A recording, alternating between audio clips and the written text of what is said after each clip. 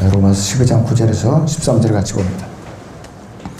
사랑에 거짓이 없게 하라. 악을 증오하고 선과 연합하라. 형제로 서로 다정하게 사랑하며 서로 존경하기를 먼저 하라. 일에는 게으르지 말고 영 안에서 열심을 내며 주를 섬기라. 소망 가운데 즐거워하며 환난 중에 참으며 꾸준히 기도에 진력하며 성도들이 필요에 서로 나눠주고 대접하기에 힘쓰라. 그랬습니다. 오전의 주제는 진정한 그리스도인의 모습입니다.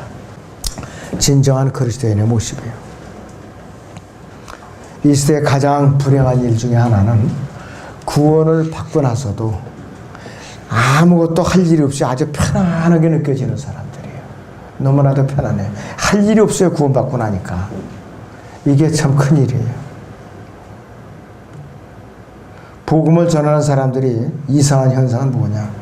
십자가에서 모든 것이 다 끝났기 때문에 자백할 필요도 없고 자신의 몸 안에 아무도 죄가 없기 때문에 24시간 생활 자체가 기도이면서 자백이라는 거예요. 기도이면서. 어떤 사람은 또 아예 구원받지 않은 상태에서 행위로 구원받아버리고 열심히 새벽기도도 나가보고 구제도 해보고 또 충성봉사도 해보지만은 하나님께 관계가 없어요. 당장 숨이 끊어지면 그 사람 어디 가나 지옥을 간다 이거지.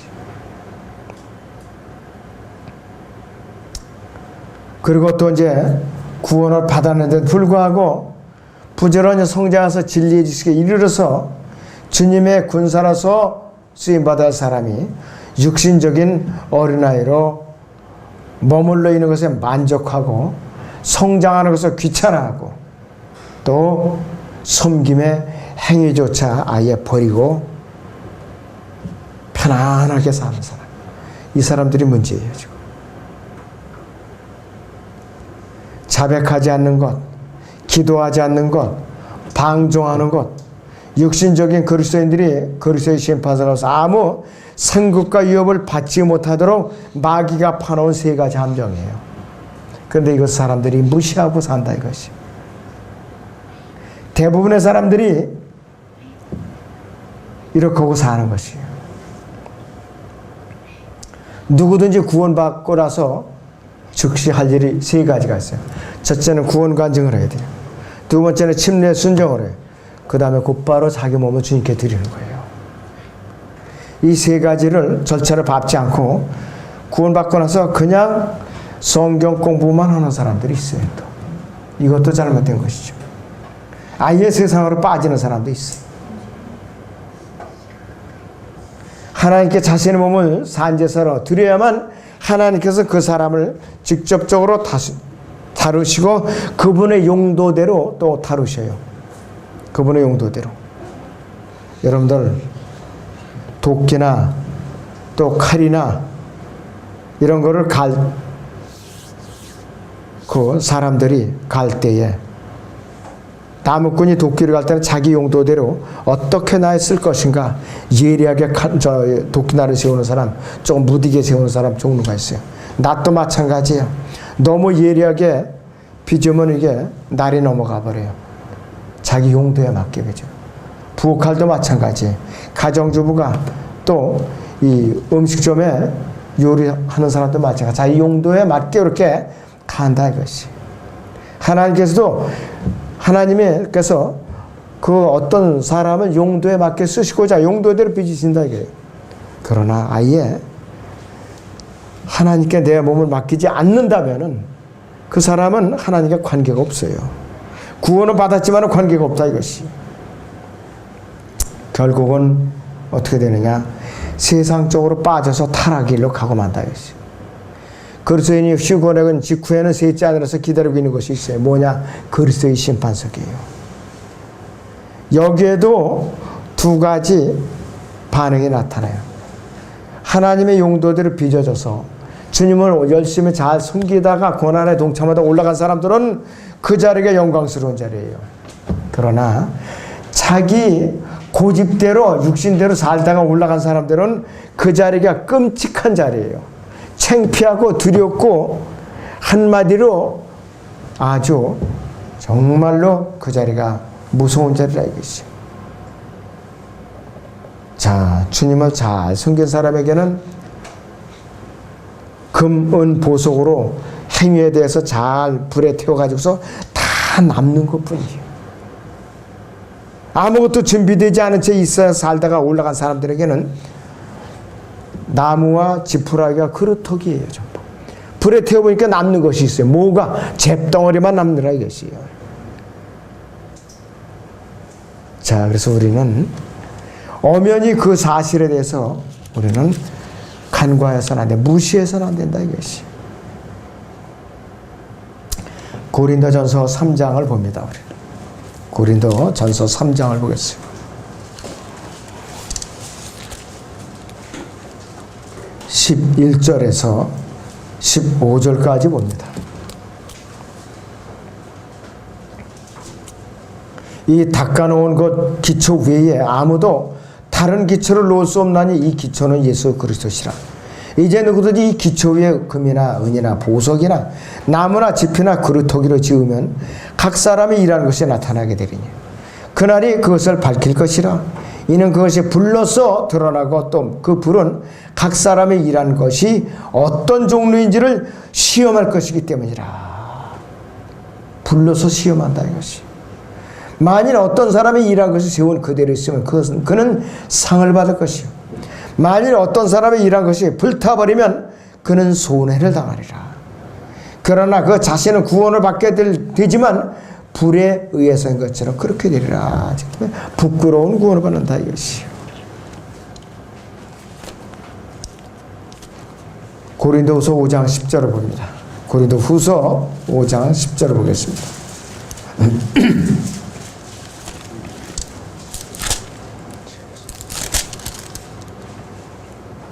이는 우리 모두가 그리스도의 심판석 앞에 나아가서 선이든지 악이든지 각자 자기가 행한 것에 따라 자기 몸으로 행한 것들을 받을 것이기 때문이라 그랬습니다. 여러분들 참 두려운 말씀이에요. 두려운 말씀. 어느 정도로 우리가 그리스도의 심판석 앞에서 대면해야 되느냐. 로마서 14장 10절에서 12절을 보시오. 로마서 14장 10절에서 12절을 봅니다.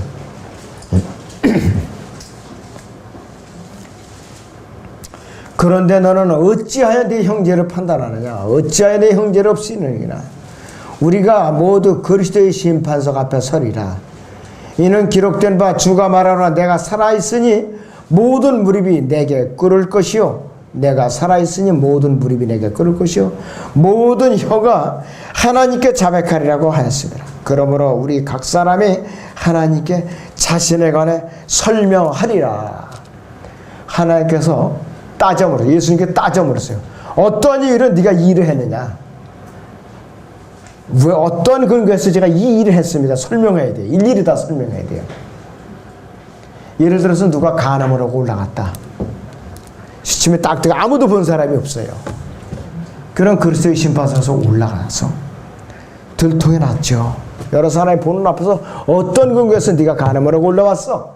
이렇게 물어본다면 어떻게 대답을 할 거냐? 난감하죠. 네가 어떤 사람이 남이 교회 안에서 예를 들어서 남이 물건이 탐이 났어요. 도둑질을 했었을 것만이에요. 근데 본 사람이 없어요. 본 사람이 없어요. 근데 어느 날 주님이 갑자기 오셔서 들림을 받았다 이것이. 그런데 그리스도의 심판석에 올라가 보니까 이게 들통난 거예요. 주님 앞에. 너 어떤 근거에서 어느 자매 어느 형제의 물건을 훔쳐느냐. 설명해라 이게 설명. 또 예를 들어서 교회 안에서 어떠한 지체가 다른 지체를 모함을 했다 이것이. 상처를 받아서 그 지체가 다른 교회를 떠났어요. 그러면 그리스도의 심판석 앞에 내가 올라갔어. 너 어떤 근거에서 그 지체를 교회에서 떠나게 했느냐. 설명해라 이게. 설명을. 자신 있게 설명할 수 있느냐. 무서운 일이에요. 두렵고 떨리는 일이라 이것이. 나로 인해서 어느 지체가 교회에서 지역에 떨어져 나서 실족했다면 그 책임은 어떻게 감당할 것이냐 이것이. 너무나도 무서운 일이에요. 두려운 일이고 떨리는 일이라 이것이. 롯은요, 저 조카 롯과 함께 이제서 옳지 못하게 올바른 처신을 못했다 이것이.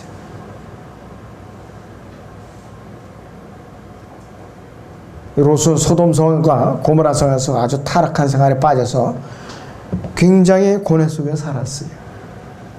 그는 모든 것을 다 잃었죠.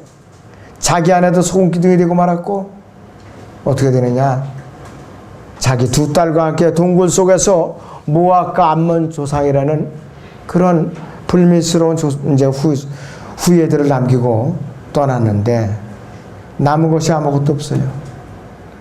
그러나 그의 구원만은 보장됐어요. 구원만은 보장됐다 이것이. 하나님께 그래도 롯을 의인 롯이 고통당한다고 베드로서 2장에서 기록으로 남겨주고 있다 이것이. 이것은 무엇의 예표냐? 신약에 한 번 구원받은 것은 영원하다는 예표라 이것이.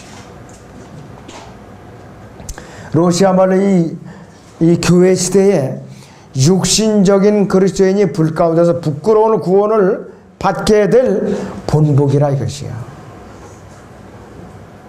모든 그리스도인들은 둘 중에 하나예요. 그리스도의 심판서가 성하면 상을 받거나 아니면 손해를 당하는 것 둘 중에 하나예요. 중간은 없어요. 하나님께서 과거에 우리 그리스도인들이 구원받기 이전에 죄인으로 다루셨지만은 현재 우리는 아들로서 그분의 자녀로서 다루셔요. 그리스도의 심판석 앞에서는 우리를 청지기 관점으로 다루세요. 과연 나를 섬기다 왔느냐 섬기지 않다 왔느냐, 불의한 청지기였었느냐 참된 청지기였었느냐, 이렇게 다루신다 이것이 우리를. 첫째는 그리스도의 심판석에 준비된 보상들이 5가지가 있어요. 생명의 왕관이 있어요. 죽기까지 신실했던 순교자들이 받을 왕관이에요. 그 다음 두 번째는 영광의 왕관인데 신실한 목자들이 받을 왕관이라 이것이. 자, 또 자랑의 왕관이 있어요. 잃어버린 혼들, 세상에는 아담에서 타락과 잃어버린 혼들을 주님께 부지런히 옮겨온 사람들이, 이겨온 사람들, 이 사람들을 받을 왕관이라고 했어요. 내가 한 명도 주님 앞으로 이겨온 실적이 없다, 그 사람이 이건 없어요. 의의 왕관이 있어요. 부지런히 주님을 섬기면서 고난에 동참하면서 주님의 재림을 간절히 기다렸다는 사람에게 주어지는 그 왕관이 바로 의의 왕관이라 이것이에요.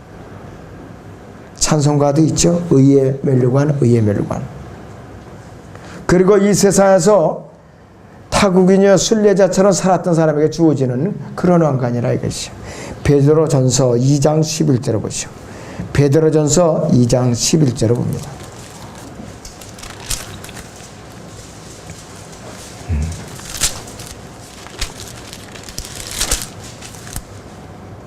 사랑하는 자들아 그랬습니다. 사랑하는 자들아, 타국인 같고 순례자 같은 너에게 권고하노니 그랬습니다. 타국인 같고 순례자 같은 너에게 권고하노니, 혼을 거슬러 싸우는 육신의 정욕들은 멀리 하라 그랬어요. 혼을 거슬러 싸우는 육신의 정욕들. 어린 학생들은 컴퓨터, 오락, 스마트폰에 푹 빠져 사는 거, 텔레비에 몰두해서 텔레비에 머리를 뚫고 들어갈 처럼 그렇게 몰두해서 하는 거. 그 다음에 우리 중고등부 학생들은 어떻게 되느냐, 공부하기 싫어가지고서 그냥 다른 일에 빠지고 밤중에 늦게 들어오면서 부모를 속삭이면서 사는 것. 그 다음에 청자능부. 이상은 뭐냐, 말씀은 하루에 한 페이지도 안 봐요. 말씀 한 장도 안 봐요. 기도는 단 1부도 안 해. 식사기도 할 때 그냥 감사합니다, 아멘, 끝. 이게 전부예요. 웃는 사람들은 좀 의심스럽죠. 그리고 주님과 하루 중에 단 한 번도 무릎 꿇지 않는 사람, 이 사람들은 곤란해요. 의의 왕관을 어떻게 기다려요? 부끄럽게. 이거 안 된다요. 정말로 안 돼요 이거. 세상에 이제 소망을 두고 살아요. 타국이냐 순례자처럼 살지 않고 고난에 동참해서 세상에 소망을 두지 않고 이 셋째 하늘에다 시선을 두고 사는 사람들. 이제 이 골로새 3장 4절인 대로 그리스도의 심판서가서 상급과 유혹과 책망을 생각하면서 늘 하나님을 두려워하면서 세상에는 혼돈을 부지런히 주님께로 이겨오면서 사는 사람들, 이 사람 앞에 의의 왕관이 보장되어 있어요. 나머지는 미안하지만 열외예요, 열외. 자, 이 메시지 지금 들으면서도 마음에 찔리는 분들도 있을 거예요. 이 중에서도 몇 명 안 되지만은. 디모데후서 4장 8절을 보죠, 우리. 디모데후서 4장 8절을 봅니다.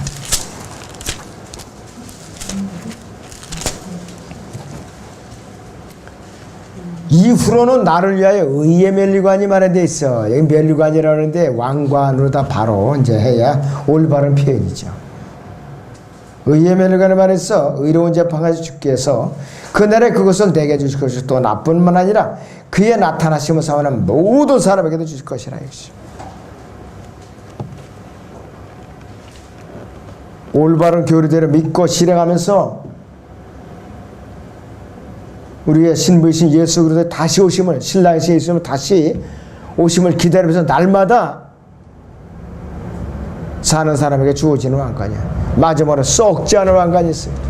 자신의 몸을 억제하여 복종했던 승리하는 자들에게, 육신적인 욕망을 극복하고 세상에 속하지 아니하고 규칙대로 쌓았던 사람들이 받을 상이에요.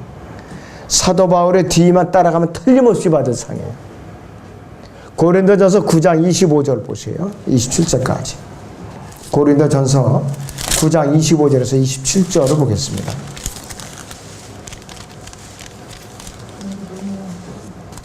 이기려고 애쓰는 사람은, 그랬어요. 이기려고 애쓰는 사람은 누구나 모든 일에 자제하나니, 그랬어요.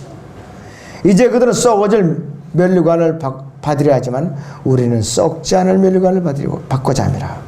그러므로 내가 그처럼 달리되 불확실하게 하지 않으며 또 내가 그처럼 싸우되 허공을 치는 자같이 아니하노라. 내가 내 몸을 억제하여 복종하게 하면 다른 사람들에게 전파한 후에 어떻게 해서든지 내 자신이 버림을 받지 않게 하려는 것이라. 사도 바울은 늘 두려운 마음으로 살았다 이것이요. 그러면서 사도 바울은 처져 있는 성도들에게 너희는 나를 따르는 자가 되라 그랬어요. 빌립보서 3장 17절을 보겠습니다.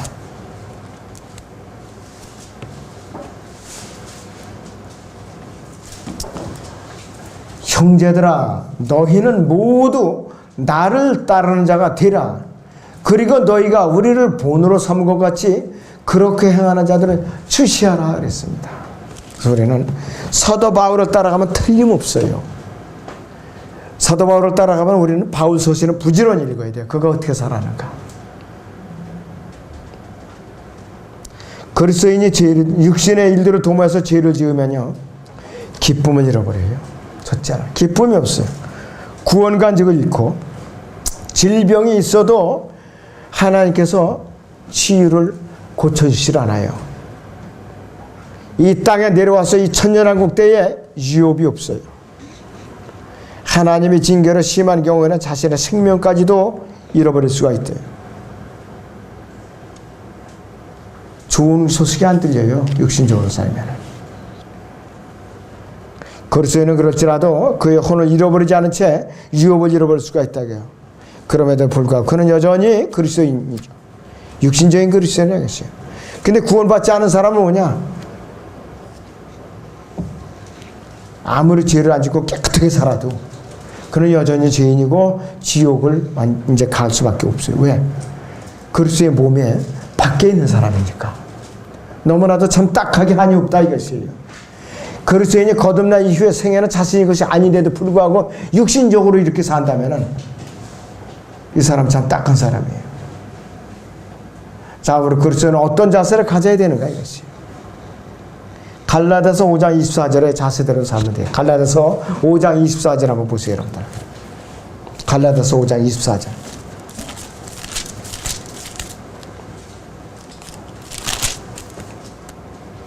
그리스도께 속한 사람은, 그리스도께 속한 사람들은 그 육신을 욕정과 정욕과 함께 십자가에 못 박았느니라 그랬어요.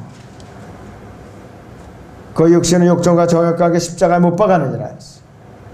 그리스도인들은 십자가에서 예수 그리스도와 함께 옛 육신이 못 박혀 죽어 있는 상태로 사는 사람이에요. 그리고 세상에 흠뻑 빠져 세상에 이제 제도에 흠뻑 빠져 있고 세상을 하는 사람도 아니라 이랬어요. 요한서 2장 15절부터 17절까지 있는 대로 그렇게 사는 사람이에요.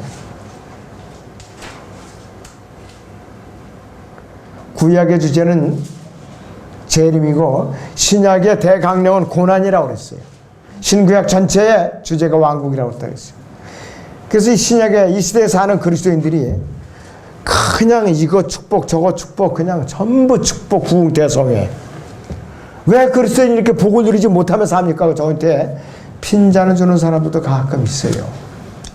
그 사람은 잘못된 사람이에요. 신약의 대주제를 모르고 사는 사람이에요. 이 물질 축복도 받아야 되고 건강 축복도 받아야 되고 자녀들도 형통해야 되고 가정이 이렇게 화평해야 되고 그러는데 왜 이렇게 꾀지저게 이렇게 어렵게 살고 계십니까? 이런 사람들도 있어요. 그 사람들이 행적을 보니까 주님을 위해서 사는 사람들이 아니에요. 결론이에요. 아니라 이것이. 자, 예수님께서 우리에게 무서운 명령을 하셨어요. 마태복음 16장을 보죠. 우리 마태복음 16장 24절에서 25절을 보겠습니다.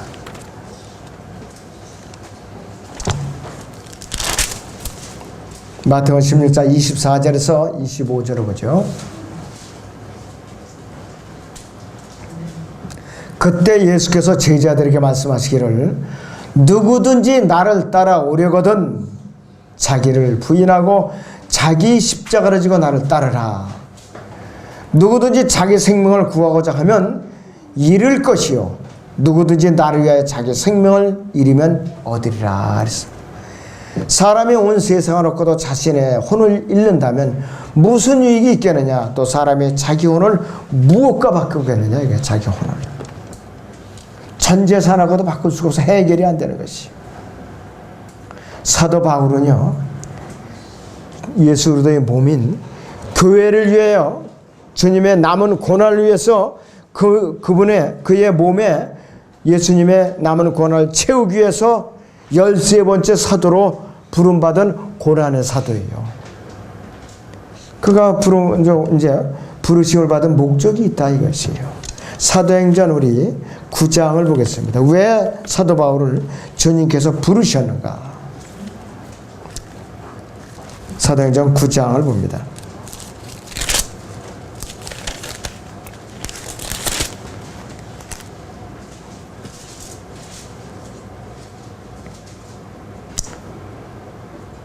(15절부터) (16절까지) 봅니다. 그러나 주께서 그에게 말씀하시는 네 길을 가라. 이는 그가 이방인들과 왕들과 또 이스라엘 자손들 앞에서 내 이름을 증거하기 위하여 내가 선택한 그릇임이라. 그가 나의 이름을 위하여 얼마나 큰 일들로 고통을 받을 것인가를 내가 그에게 보여주겠노라고 하시니 그랬어요. 그리고 사도 바울도 자기 입으로 스스로 고난의 사도임을 시인했던 사람이에요. 골로새서 1장 24절부터 보죠. 우리 골로새 1장 24절에서 25절까지 봅니다.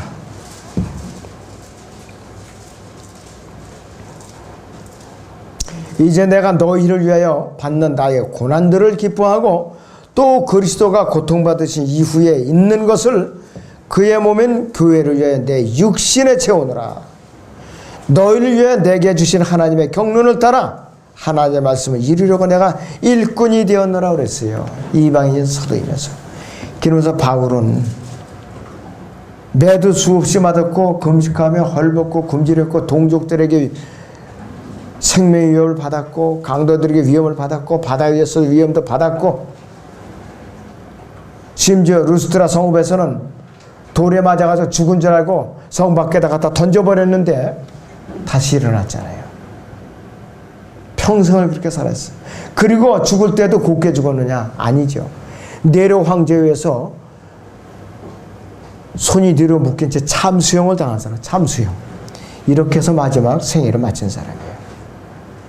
자, 그런데 그러면 요즘 예수님이든 축복을 받고 번영한다 이런 사람들 앞에 그런 메시지를 전해주면 참 재수없는 메시지만 전하네 이러면서 아마 등 들리고 돌아갈 거예요. 전혀 관계없는 사람들이, 예수님과 관계없는 사람들이 그런 사람들. 십자가 없이는 우리가 그리스도의 심판서가 와서 뭘 바라겠느냐. 아무것도 없어요. 아무것도 없어요. 철저하게 우리는 주님의 영광에 동참하기 위해서는 그분의 고난의 동참자가 돼야 돼요. 고난의 동참자가 돼야 돼요.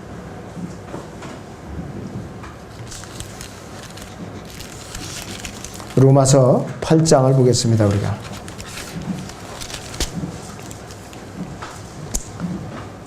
17절 보죠. 17절부터 18절까지. 자녀이면 또 상속자들이니 그랬어요. 하나님의 상속자들이여 그리스도와 함께한 공동 상속자들이니 우리가 그와 함께 고난을 받은 것은 함께 영광도 받게 하려 함이니라. 이는 현재의 고난들이 우리에게 나타나게 될 영광에 감히 비교되지 못한다고 내가 여기기 때문이라고 그랬어요.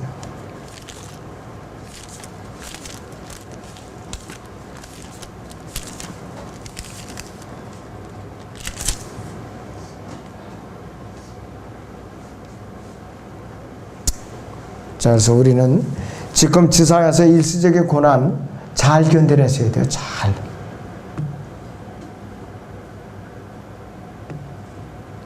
우리는 하나님의 아들로서 다시 태어났기 때문에 우리가 받을 유업이 이제 주님이 약속하셨기 때문에 철저하게 우리는 잘 주님을 섬겨야 되죠.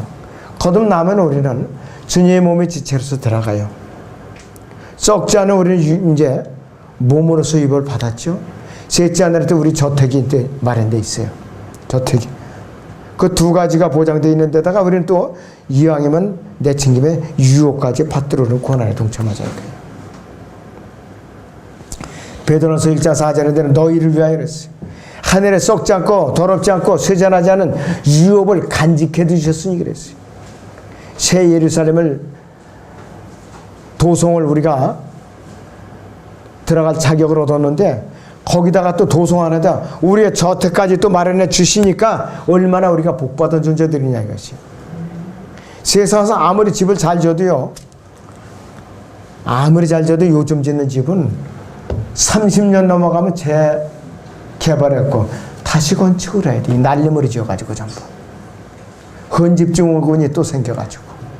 특히 집장사들이 짓는 집들, 양심을 완전히 팔아먹고 짓는 집들이라 30년을 견디기가 힘들어요. 왜 그렇게 짓느냐 이것이. 싸구려를 지어야 또 지어먹죠. 또. 그래 장사 잘 되고. 그러나 하나님께서 우리를 마련하신 하늘에 있는 저택은 뭐냐. 썩지 않는 재료로 지었다는 거예요. 썩지 않는 재료. 먼지도 안 나는 집. 고급 이제 재료로 다 지은 건데 보석이 박힌 집들이에요. 보석이 박힌 집. 예루살렘 우리는 그 도성 거리를 걸어갈 때 활보할 때에 황금으로다가 포장된 그 거리를 걸어 다닌다 이것이. 상상을 해봐요. 상상을 해봐요. 여러분들 여기다 금반지 한 30돈 정도 끼고 다니는 것도 벅찬데 아예 황금을 그냥 밟고서 다녀요. 황금을 앞으로. 얼마나 마음에 두근두근 거를 설레는 일이냐 이것이요. 지금 이 메시지를 듣고 맹맹한 사람들은 뭔가 잘못된 사람들이에요. 이게 머리가. 뭔가 머리가 잘못된 사람들. 그리고 주님께서는 우리를 처소를 마련하고 데리러 오시겠다고 약속을 하시고 떠나셨어요. 자, 요한복음 14장을 보겠습니다.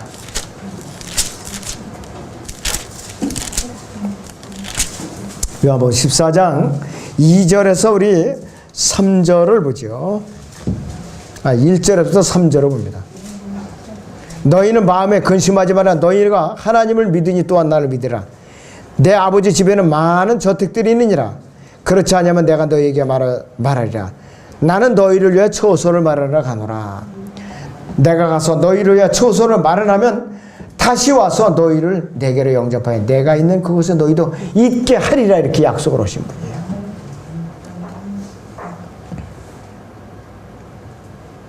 한 번을 제가 이름을 불러 죄송한데 이 자매님 제 얼굴 좀 봐요. 참 예수님을 잘 만났어요. 잘 만났어요. 얼마나 이게 땡 잡은 일이냐 이것이. 넘치도록. 이게 우리 전 재산하고 바꿀 수 있는 이 약속이냐 이것이. 그래서 우리 몸이 아파서 오랫동안 고생하고 있는 분들도 소망을 잃어서는 안 되는. 이 때문에 소망을 잃어서는 우리 안 되는 거예요. 자, 내가 설령 눈을 보지 못하고 산다. 귀가 안 들려서 산다. 말을 못하고 산다. 이래도 내가 구원받은 사람이다. 이러면은 이런 소망이 있기 때문에 견뎌낼 수 있는 거 아니에요, 여러분들이. 그래서 우리는 성령을 통해 육신의 행세를 우리는 죽이면서 살아야 돼요. 로마서 8장 13절을 보죠. 우리 어떻게 처신해야 되는가? 로마서 8장의 13절을 보겠습니다. 너희가 육신을 따라 살면 죽을 것이나 성령을 통하여 몸의 행실을 죽이면 살리라 그랬습니다.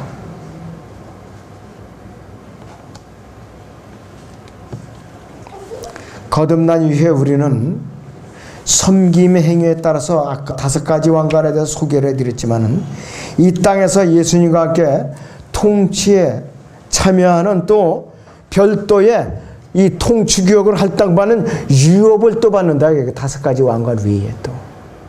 이것은 철저하게 주님의 고난에 동참했던 사람에게만 주어지는 거예요. 환난 성도들까지도 포함이 됩니다. 이 그리스도인은 예수 그리스도의 이름을 위해서 받는 고난을 두려워해서는 안 돼요. 기쁨으로 잘 견뎌내야 돼요. 우리는. 베드로전서 4장을 보죠. 우리 12절에서 14절을 보겠습니다.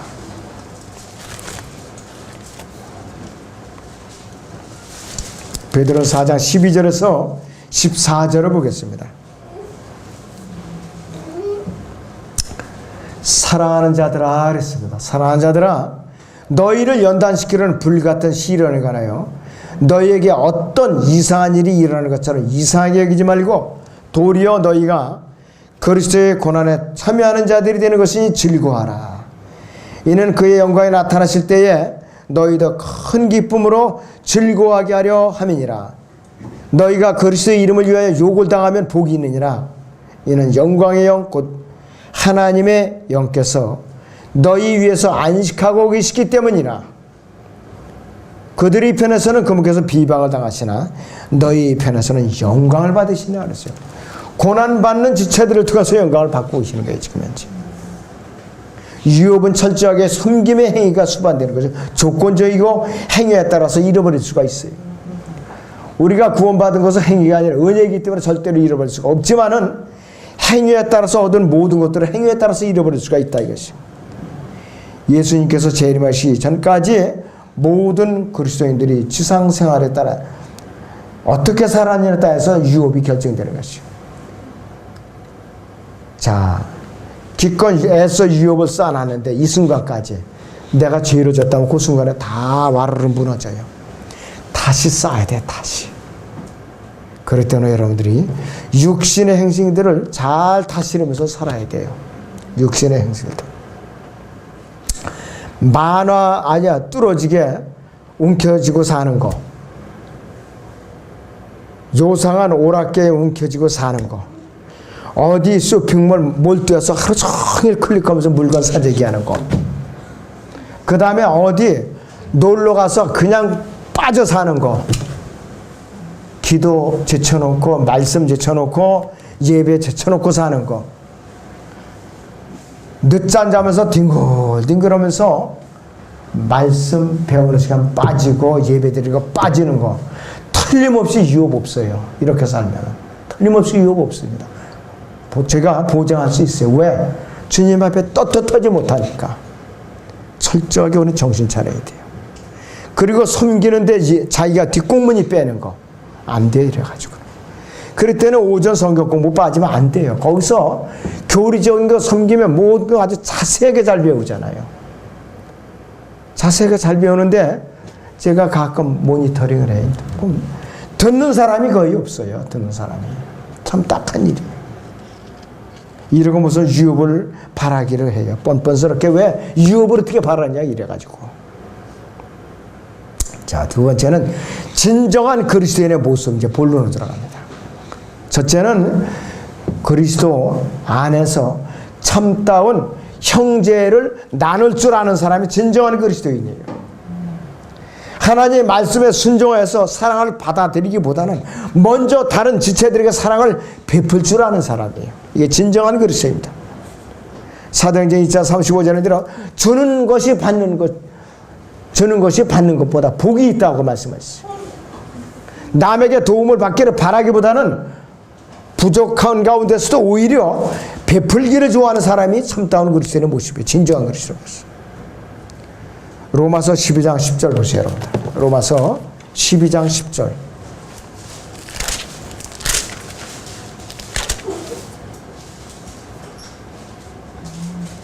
형제로 서로 다정하게 사랑하며 서로 존경하기를 먼저 하라고 그랬어요. 왜 먼저 인사를 받고 앉았느냐, 이게 인사를.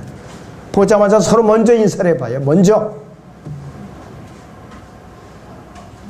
저는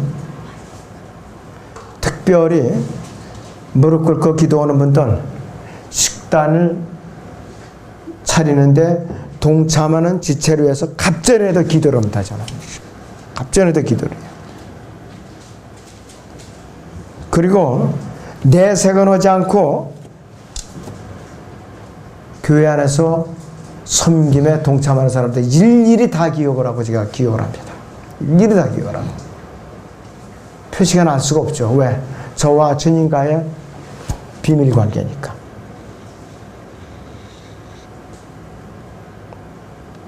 진정한 그리스도인의 모습. 두 번째는 어떤 사람인가? 그리스도 안에서 참된 동역자예요. 성경에서 동역자라는 말의 의미는 뭐냐? 예수 그리스도의 명령에 따라서 같은 목적을 향해서 싸우는 사람이 동역자예요. 세 부류의 동역자가 있어요. 첫째는 뭐냐? 도중에 동역자의 길을 포기하고 세상으로 돌아간 데마와 같은 사람.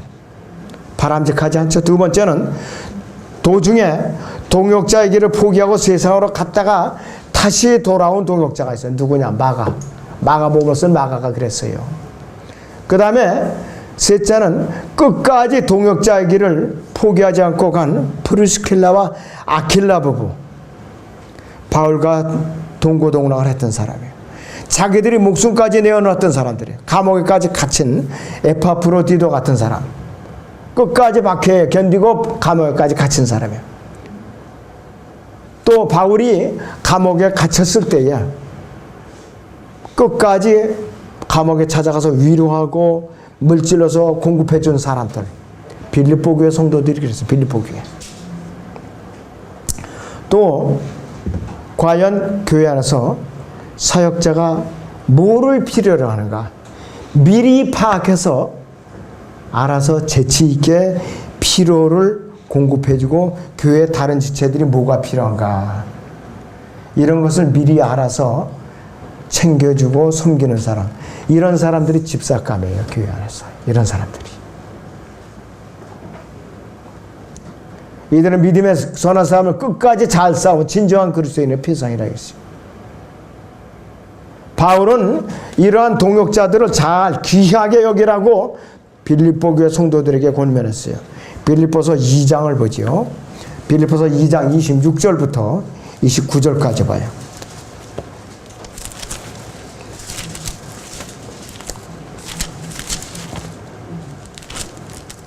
빌립보서 2장 26절에서 29절까지 봅니다.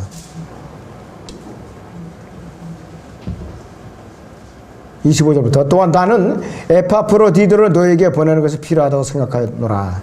그는 나의 형제여 동역자이며 전의이고 너희의 사자이며 나의 필요를 공급해 주느니라. 몇 가지의 이는 나의 형제여 동역자이며 전의이고 너희의 사자이며 나의 필요를 공급해 주는 일꾼이라. 5가지가 여기 다 되고 있어요. 이는 그가 너희 모두를 그리워하고 그가 아프다는 것을 너희가 들었으므로 심히 근심하였음이라. 그가 정령 병들어 죽게 되었으나 내가 슬픔 위에 슬픔을 당하지 않도록 하나님께서 그에게 자비를 베푸셨으니 그에게 뿐만 아니라 나에게도니라. 자비를 베풀었다는 것은 그가 병이 나았다는 소리예요. 바로. 그러므로 내가 더욱 서둘러서 그를 보낸 것은 너희로 그를 다시 보고 기뻐하게 하며 또 나도 슬픔을 덜게 하려 함이라.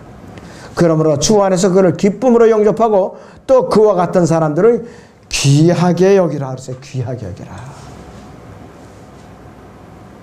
귀하게 여기라 했어요. 그런 사람들.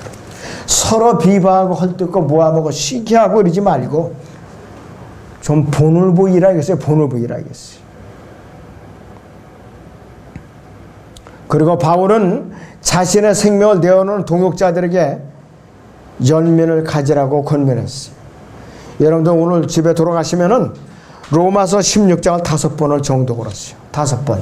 거기에 섬김에 참된 동역자들의 쫙 이름들이 나옵니다. 로마서 16장. 꼭 오늘 돌아가시면 5번씩 5번을 정독을 하셔요. 5번. 과연 나는 이 사람들에게 이름에 끼일 만한 자격이 있는가 없는가 각자가 양심에 따라서 판단하시기 바랍니다. 진정한 그리스도의 문 세 번째는 영적 전투가 벌어졌을 때 참된 전우를 말하는 것이요. 세상에서 전투가 벌어지면은 목숨을 함께한 전우도 평생 기억에서 사라지지 않아요. 백선엽 장군이 6.25 때 목숨을 걸고 전선을 지켰던 아주 명지휘관이에요.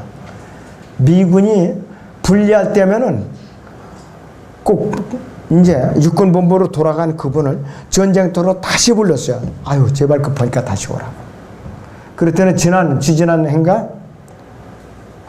6.25 발발 몇 주년 해가지고 특집 방송을 했는데 철책선을 이렇게 쭉 손으로 만지고 그냥 우리가 이 피를 흘려서 이 지킨 빼앗은 땅인데 한 뼘도 잃어버려서는 안 된다고 그래요. 한 뼘도. 그러면서 너무 지금 이제 연로하셔갖고 거동이 불편하지만 자기 따님이 미국을 이제 어느 장성이 이제 보러 이제 가는데 자기의 직속상관이 미군이에요, 그 당시에. 그러면서 서로 부둥켜 알고 울더래요, 그 늙은 노병들이. 육신의 전우들도 그래요.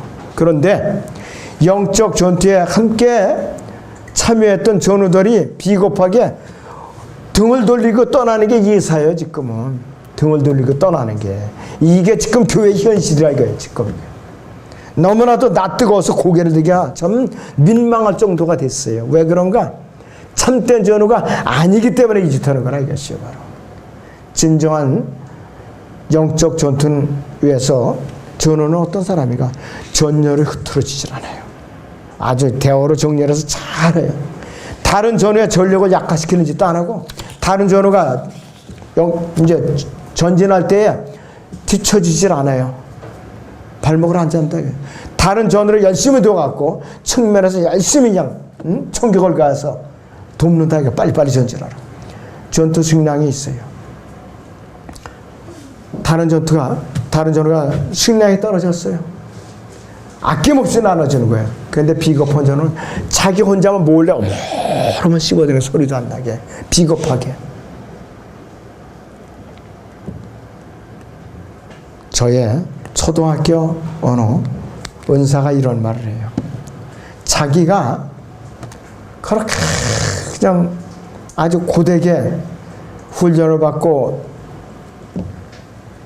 대우를 지어서 이제 행군을 하는데 어느 전우가 옆에서 뭘 그렇게 혼자만 씻고 가더래요. 야간을 여는데. 그래서 귀에다 대고 넌 뭐 먹냐 하면서 물어봤더니 건강 먹는다 그러더래요.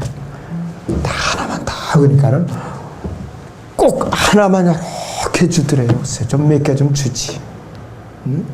다른 전우들은 아무것도 없어서 그냥 움켜쥐고 배를 움켜쥐고 가고 있는데 그래도 하나라도 얻어먹은 게 다행이에요. 그래도. 그리고 적들에게 포위다 했을 때 불리하니까 다른 전우를 배반해서 자기 전우를 팔아먹고 자기만 이렇게 빠져나온다든가 또 경계근 많은데 졸다가 경계망이 뚫려갖고 다른 전우까지 포위가 되게 한다든지 이런 것이 바로 비겁한 전우들이 하는 역할이에요. 비겁한 전우들. 우리는 예수로 따라서 영적 전투의 전우라 진정한 전우라 해야 된다. 우리는 주님의 군사들이죠.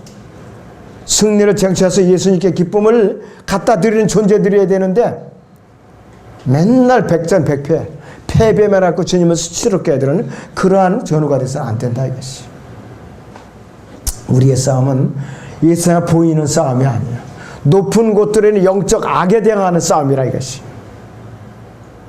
자, 고린도후서 10장을 보죠. 우리.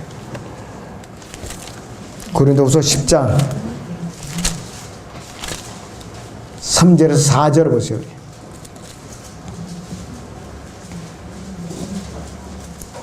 이는 우리가 육신 안에서 행하지만 육신을 따라 싸우지는 아니하느니 우리의 전쟁무기는 육신적인 것이 아니요 오직 하나님을 통하여 견고한 요새들을 무너뜨리는 능력이라 했어요.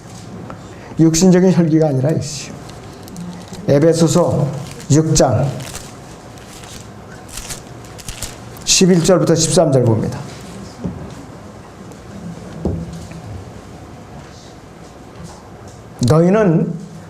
너희는 마귀의 술책에 대해 설 수 있도록 하나님의 전신갑옷을 입어라.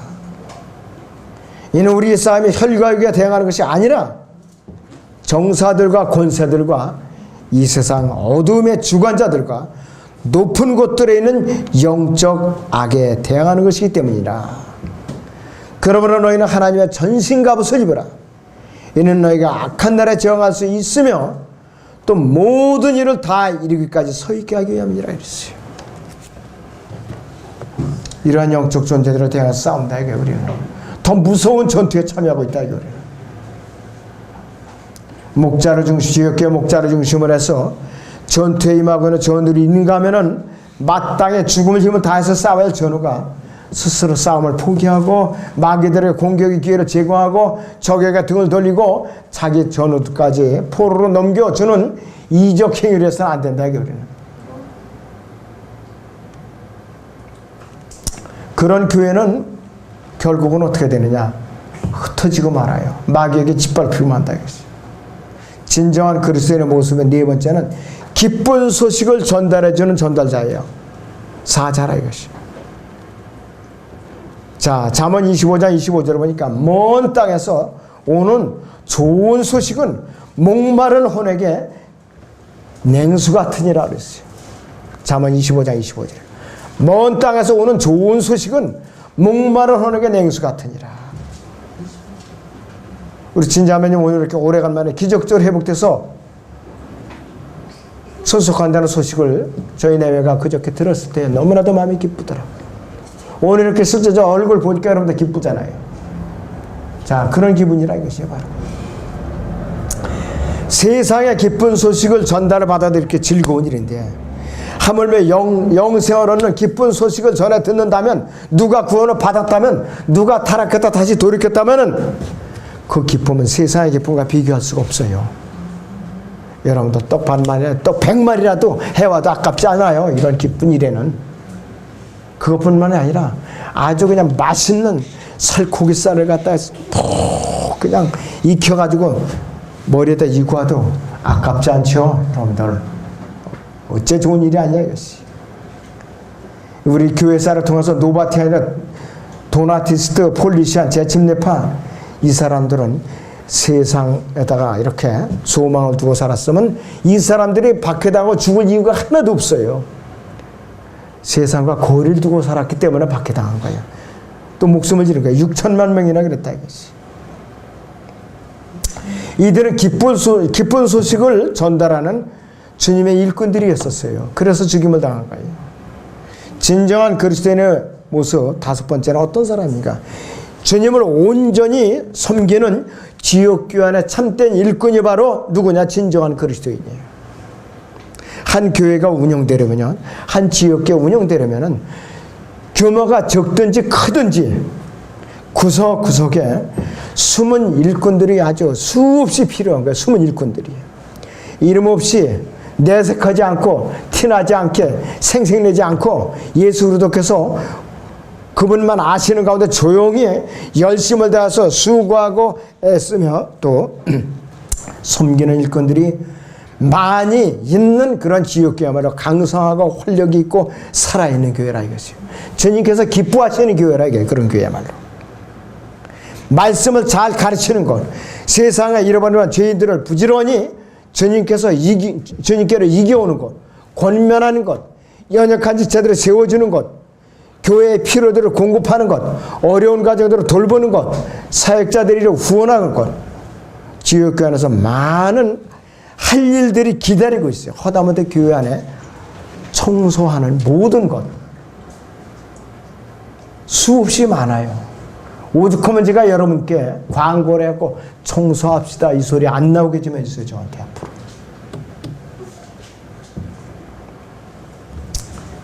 바울은 로마서 16장 1절에서 2절에 켄케라 교회 일꾼된 패배자의 섬김에 대해서 아주 칭찬을 아끼지 않냐고 있어요. 로마서 16장 1절에서 2절을 보죠, 여러분들. 로마서 16장 1절에서 2절을 봅니다. 내가 켄케라에 있는 교회에 일꾼된 우리의 자매 페베를 너에게 추천하노니 너희가 주 안에서 성도답게 그녀를 영접하고 그녀가 너희에게 어떤 도움을 필요로 하든지 도와주라. 그녀는 여러 사람과 또한 나 자신의 후원자가 되었음이니라. 이렇게 칭찬하고 있어요. 그리스도 안에 참된 일꾼은 자신의 권리 주장을 하기에 앞서서 주님의 몸 안에서 한 지체로서 자발적으로 자신이 해야 할 역할이 무엇인가, 지역교회 안에서 자신이 해야 할 역할이 무엇인가 스스로 찾아보는 사람이에요. 스스로 알아서 하는 사람이에요. 그래서 이 바른 교리대로 믿고 실행하는 그리스도인이라면 결코 데마와 같이 예수님을 섬기다가 도중에서 포기하고 세상으로 돌아가는 비겁한 짓을 해서는 안 된다 이것이.